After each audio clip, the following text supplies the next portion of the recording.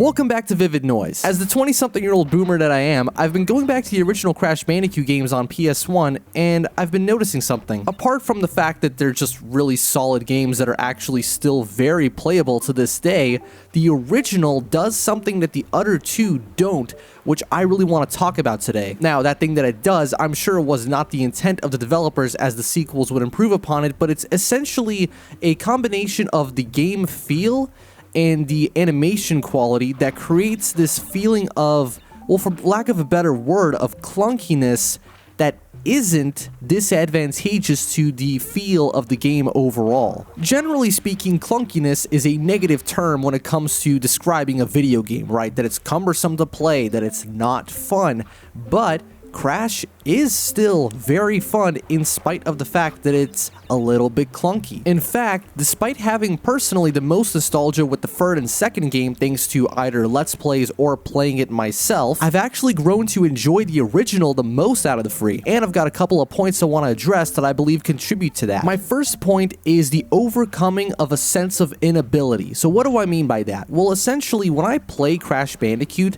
I feel like every jump is just barely possible, that every enemy has the strictest timing on when you can kill it. It's a difficult game, but not necessarily because of its design, just the way that things flow, the way Crash moves, the way the entire game plays as a whole. It's something you can't really put your finger on, but you know what I'm talking about when I talk about it. Generally, when it comes to platformers or actually any movement-based game, so even something like a shooter, for example, I tend to categorize them in one of two ways depending on the feel of the movement of the character. There's your games like Sonic, Mario, Modern Rayman, Quake, Unreal, the kind of games where movement is liberating, where you're just flying through whatever area that you happen to be in, right? Your character feels light as a feather and just general movement is a breeze. But then there's the kind of games where it feels like the movement itself is part of the game's challenge, so something like the original Crash Bandicoot, or Mega Man, for example. Not so much Mega Man X, but definitely classic Mega Man. Or I guess when it comes to shooters, you know, your average modern shooter like a Halo or a Call of Duty, where the characters are much heavier, much slower to move. Even though in Halo you do have the moon jumping, but, you know, still, the general movement is a slower pace. This can even apply to racing games. A classic example would be a more arcade-type racing game where you don't really have to take your speed too seriously when going into a corner, because you can just kind of hit the brakes and instantly slow down enough to take it, or just power slide through it, right? And then you got like the more simulatory kind of racing games where speed is everything in going through the corners. If you're going even like 1 mile an hour too fast, right as you're about to approach the apex, and you're spinning out and dying, right? And so back to Crash Bandicoot, that slight feeling of hesitation every time you have to approach a jump, every time you have to try and take out an enemy, it's what gives the game, it creates an emotion inside of you, right? Like, I find that there's a lot of games that just kind of leave you numb. It's kind of like with music. It's like you got to get that chill down your spine. Scooter from the band Cold put it really well when he was talking about their song Kill the Music Industry.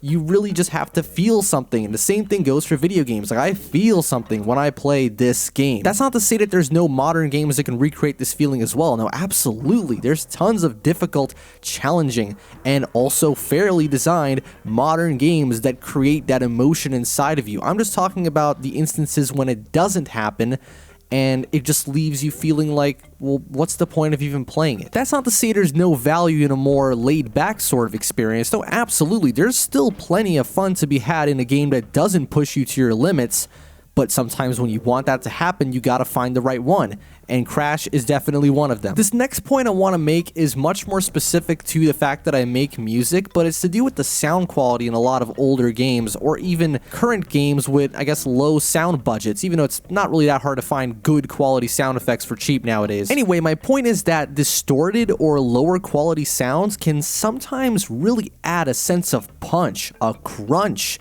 to how the game feels to play. Like, especially here, when you spin through a bunch of boxes, that feels incredible. Now, actually, Crash Bandicoot in particular has pretty good sound quality compared to a lot of other PS1 games, but still, I find that in the Insane trilogy, while the presentation has undoubtedly seen a boost, there's something that's been lost at least a tiny little bit when it comes to specific things like collecting Wumpa Fruit or breaking boxes. It still sounds really, really great. Clearly, the developers understand that that crunch is essential to the game feel, but it honestly wouldn't have hurt to have dropped the bitrate just a little bit, just to give it that slight sizzle, you know what I mean? Like, have you ever listened to a shitty quality rip of a song you really like, and sometimes that slight shadiness can kind of add like an emotional quality to what you're listening to? It might just be a generational thing, because like if you're, again, my age, then you grew up listening to a lot of low quality YouTube rips to music rather than from, you know, CDs or vinyl or whatever. So it's a very specific thing, but I think you understand what I'm getting at. I just want to reiterate that lower quality animation, sound, visuals, whatever it might be,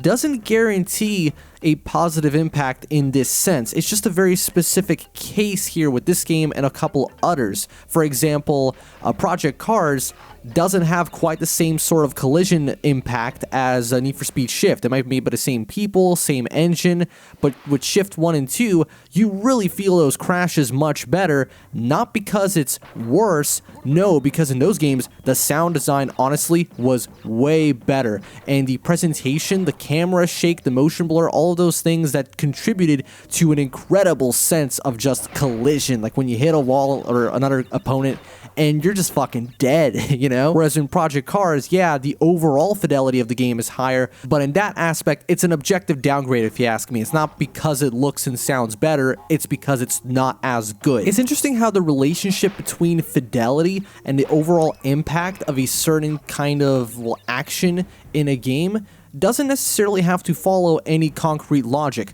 For example, I've recently been playing Unreal Tournament 2004, actually for the first time, and I realized that the weapon feel is really, really weak compared to the original. The sound effects just lack that oomph. The announcer, his lines are so much clearer in terms of the recording quality, which in turn actually gives it a lot less, well, crunch. Like, it feels less impactful every time he goes, like, you know, monster kill and all that. Not to mention that the game's ragdoll physics can really take away from the impact of your shots. Like, it's funny the first time when your opponent goes flying in some direction, kind of like they would in Painkiller, but it just sort of makes it feel like you're shooting at, you know, floppy ragdolls. And unlike in Painkiller, where that actually works because of the dynamics of the game as a whole, I've talked about it in a separate video, with Unreal, I feel like it would make more sense for them to just sort of collapse or just straight up get jibbed. And yes, they do get jibbed in 04, but I find it happens a little less often. Then on the other hand, you've got something like the comparison between Doom Free and Doom 2016/Eternal. Unquestionably,